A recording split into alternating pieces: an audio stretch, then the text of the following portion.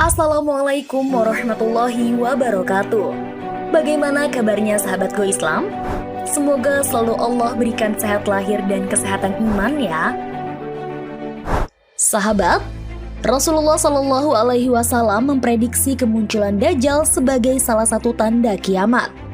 Beliau mengabarkan bahwa salah satu tanda atau indikasi akan keluarnya Dajjal atau petunjuk kiamat adalah mayoritas manusia yang menjadi tak peduli atau acuh dengan fitnah Dajjal. Bahkan, hanya minoritas ulama yang mendakwakan tentang fitnah Dajjal. Lalu benarkah jika istana Dajjal telah berdiri di Bukit Madinah? Silahkan sahabat simak video ini sampai selesai, hanya di channel Go Islam. Namun sebelum diulas lebih lanjut, jangan lupa klik subscribe, like, dan klik lonceng notifikasinya terlebih dahulu, agar channel Go Islam dapat terus memberikan manfaat khazanah keislaman untuk umat. Sahabat Muslim, Dajjal adalah bencana terbesar bagi seluruh umat manusia pada akhir zaman. Ia akan datang ke dunia dengan membawa berbagai macam fitnah dan akan menyesatkan manusia hingga benar-benar tersesat hingga akhir zaman. Sebenarnya, Dajjal sudah ada. Namun hingga kini Allah masih belum mengizinkan Dajjal untuk muncul ke hadapan kita. Ia akan keluar jika Allah telah mengizinkan dan akan dibunuh oleh Nabi Isa alaihi salam. Telah diriwayatkan bahwa di akhir zaman, Dajjal akan terus-menerus menyerang semua manusia dan tempat tinggalnya, hingga ia berada di kota Madinah Al-Munawwarah. Namun, Dajjal tidak bisa masuk ke dalamnya.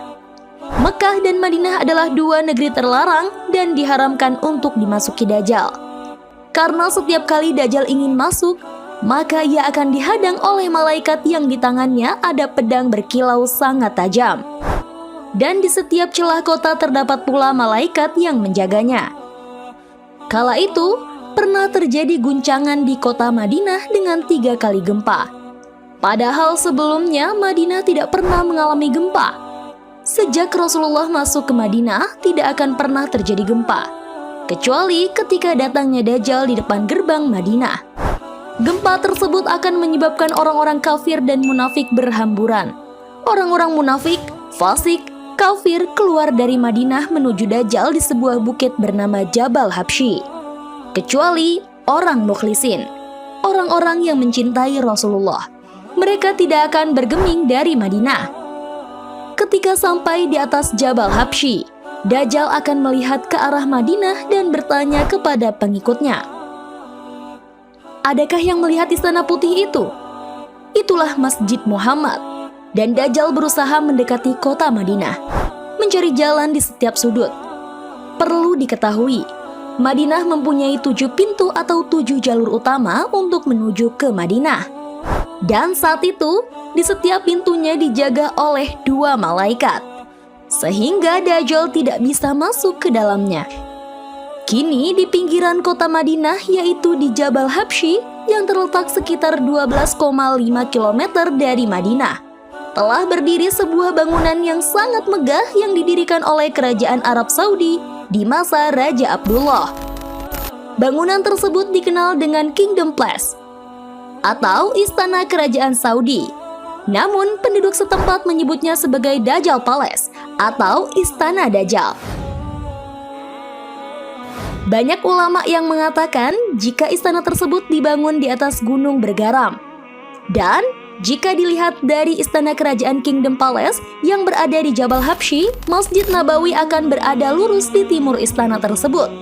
Dan jika ditarik garis lurus dari Madinah ke Kingdom Palace, maka akan berujung ke negeri Israel yang terdapat Danau Tabari atau Tiberias yang menjadi salah satu tanda kemunculan Dajjal. Ketika ia muncul, danau tersebut akan surut airnya. Saat ini, air danau tersebut sudah surut hingga sepertiganya. Padahal sejak dahulu permukaan airnya tidaklah pernah surut. Saat ini pun Masjid Nabawi sudah berdiri dengan megahnya, dengan dominasi warna putih dan tampak sangat besar dan megah serta sangat indah. Bahkan, jika dilihat dari luar angkasa pun, terlihat putih kemilau seperti yang diceritakan oleh Rasulullah. Padahal saat itu, Masjid Nabawi sangatlah sederhana. Masjid tersebut terbuat dari lumpur basah berwarna kecoklatan dan juga batu bara, dengan beratap pelepah daun kurma. Tidak seperti saat ini yang sudah seperti istana putih.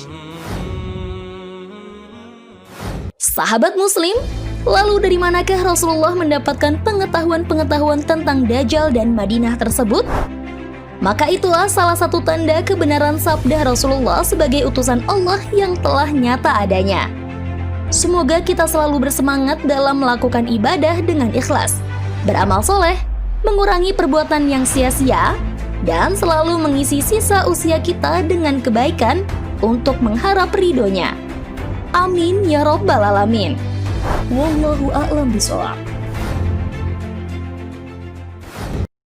Sahabat Go Islam, jika video ini memberikan manfaat, jangan lupa untuk share ya, agar kita ikut menyebarkan kebaikan. Karena kata Rasulullah, barang siapa menunjukkan manusia kepada kebaikan, maka ia memperoleh pahala seperti pahala orang yang melakukannya. Hadis riwayat Muslim. Wassalamualaikum warahmatullahi wabarakatuh.